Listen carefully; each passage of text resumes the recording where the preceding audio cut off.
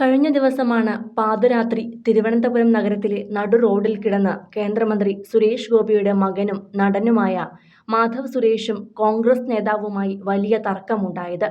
രാത്രി 11 മണിയോടെ ശാസ്തമംഗലത്തെ നടു റോഡിൽ മാധവ് സുരേഷ് KPCC അംഗം വിനോദ് കൃഷ്ണയുടെ വാഹനം തടഞ്ഞു നിർത്തി ബോണറ്റിൽ അടിക്കുകയും ചീത്ത വിളിക്കുകയും ഒക്കെ ചെയ്യുകയായിരുന്നു. പിന്നാലെ ആരോ പകർത്തിയ സംഭവത്തിന്റെ വീഡിയോയും പുറത്തുവന്നു. തന്റെ വാഹനത്തിൽ അടിച്ചിട്ട് പോയത് കൊണ്ടാണ് വണ്ടി തടഞ്ഞതെന്ന് മാധവ് പറയുന്നതും കേൾക്കാം. ഏതാണ്ട് 15 മിനിറ്റോളം ഈ തർക്കം തുടർന്നു. വിനോദിന്റെ വാഹനത്തിന് മുന്നിൽ കയറി മാധവ് നിൽക്കുകയും ബഹളം വയ്ക്കുകയും ചെയ്തതോടെ ഉടൻ തന്നെ പോലീസിൽ വിവരമറിയിക്കുകയായിരുന്നു.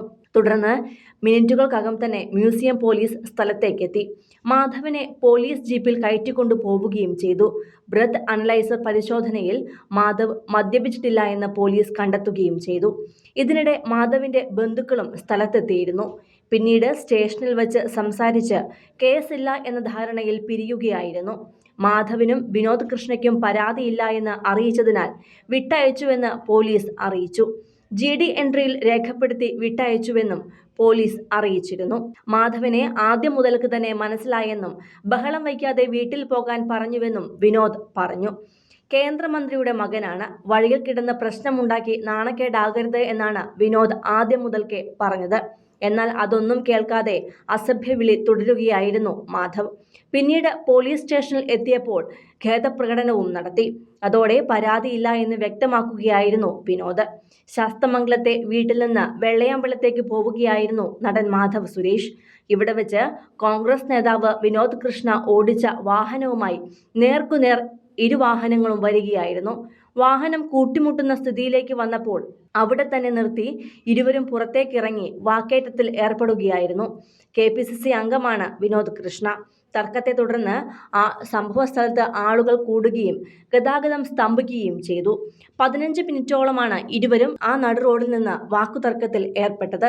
ഇനിയും സംഭവം നീണ്ടാൽ വലിയ പ്രശ്നമാകുമെന്ന് തോന്നിയ വിനോദ് കൃഷ്ണ ഉടൻ തന്നെ പോലീസിനെ അറിയിക്കുകയായിരുന്നു. തുടർന്ന് പോലീസ് സ്ഥലത്തെത്തി.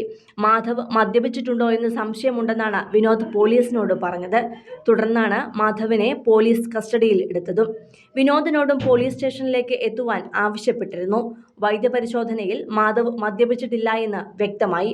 എങ്കിലും മക്കളിൽ പൊതുവെ അല്പം കുരുത്തക്കേടുകൾ കൂടുതലുള്ള പയ്യനാണ് മാധവ് സുരേഷ്.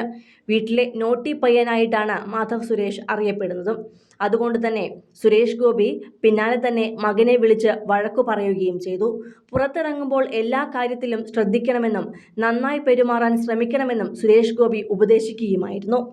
കൂടുതൽ സിനിമ, സീരിയൽ, ചാനൽ വാർത്തകൾക്കും നിങ്ങളുടെ പ്രിയപ്പെട്ട താരങ്ങളുടെ എക്സ്ക്ലൂസീവ് അഭിമുഖങ്ങൾക്കുമായി സബ്സ്ക്രൈബ് ചെയ്യാൻ മറക്കല്ലേ.